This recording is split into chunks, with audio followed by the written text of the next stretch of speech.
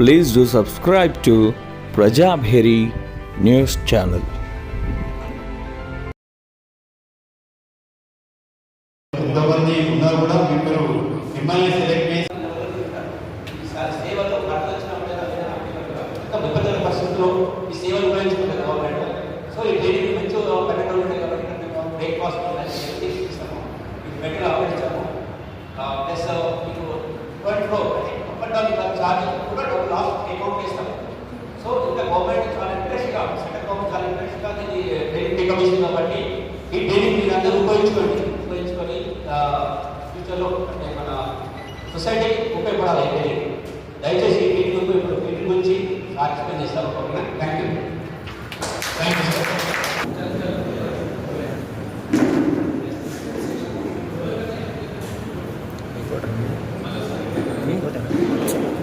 వాళ్ళ ఇలా incharge supervisor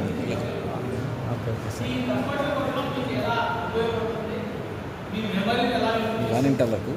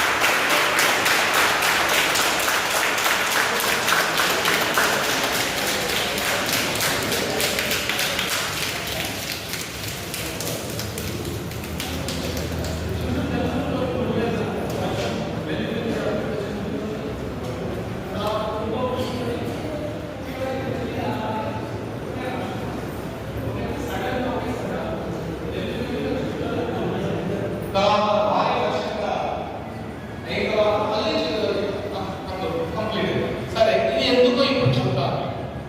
so మన ఉదయం ఉంటుంది ఎంత ఉంటుంది మన పిడి. Okay right. ఇది మన గురువులు అందరూ చెప్తారు ఉదయం ఉంటుంది. మరి మెదడు రైస్ రెండు పిడి. అయితే మన కుడి వైపు ఉన్న నాడులు ఎడమ వైపు ప్రయాణిస్తాయి, ఎడమ వైపు ఉన్న నాడులు కుడి వైపు ప్రయాణిస్తాయి. సో ఇది నాడుల చివరి భాగాలు చేతి వేలు వరకు. The end of the neurons is our hands and palms or shoulders. So ఎప్పుడైతే ఈ నాడీ పుంజాలను ప్రెస్ చేసి ప్రచోదనం ఇంపల్స్ క్రియేట్ చేస్తామో ఈ బ్రెయిన్ లో ఉన్న పార్ట్స్ అన్ని యాక్టివేట్. Simple technique. తప్పట్టు కొట్టడం ద్వారా నిద్ర బ్రెయిన్ లో ఉన్న రెండు పార్ట్స్ యాక్టివేట్. మన ఎప్పుడైతే రెండు పార్ట్స్ యాక్టివేట్ అయ్యాయో మన బ్రెయిన్ కలిగి ఉన్న ఆర్గాన్స్ అన్ని యాక్టివేట్. సింపుల్ కదా. ఇప్పుడు మనకు ఈ రూమ్ లో ఫ్యాన్ ఉన్నాయి, ట్యూబ్ లైట్స్, దీని స్విచ్ బోర్డ్స్ పక్కన ఉంది చూడండి, స్విచ్ బోర్డ్స్. ఓకే, మనము ఏ స్విచ్ ఆన్ చేస్తే ఆ ఫ్యాన్, ఏ స్విచ్ ఆన్ చేస్తే ఆ ట్యూబ్. సో మన బ్రెయిన్ లో కూడా రకరకాల ప్రాంతాలు ఉంటాయి. అవి మన పంచభూతాలతో కోఆర్డినేట్ చేస్తాయి. పంచభూతం అంటే భూతం అంటే మనం చిన్నప్పుడు పిల్లలు కానీ పెద్దవాళ్ళు నానా గలాట పెడుతుంటే బొమ్మ పెడుతుంటే దయ్యం లాగుతున్నాడు, ఇప్పుడు భూతం పట్టిందే కూడా అన్కంట్రోల్ అవుతుంది. కంట్రోల్లో ఉంటాడు ఆ పిల్లగాడు, అమ్మాయి కంట్రోల్లో ఉంటుంది. సో అన్కంట్రోలబుల్ ఎనర్జీ దయ్యం భూతం అంటారు. సో బయట ఉన్నాయి భూతాలు అన్కంట్రోల్, మన కంట్రోల్లో లేని ప్రకృతిలో ఏంటంటే నీరు, అగ్ని, వాయువు, ఆకాశం.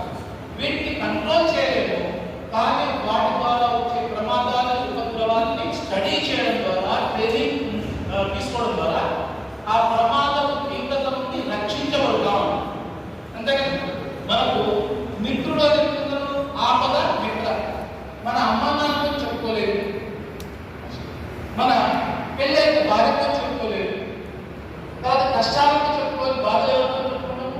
మనము ఇంటర్ నుంచో 10th నుంచో 8th క్లాస్ నుంచో ఒక ఫ్రెండ్ ఉంటాడు, వాడికి అన్ని బాధలు చెప్తాము, వాడితోనే పార్టీ చేసుకుంటాము, వాడి సాన్నిధ్యంలో మనం బాధలు పంచుకోవాలి కదా.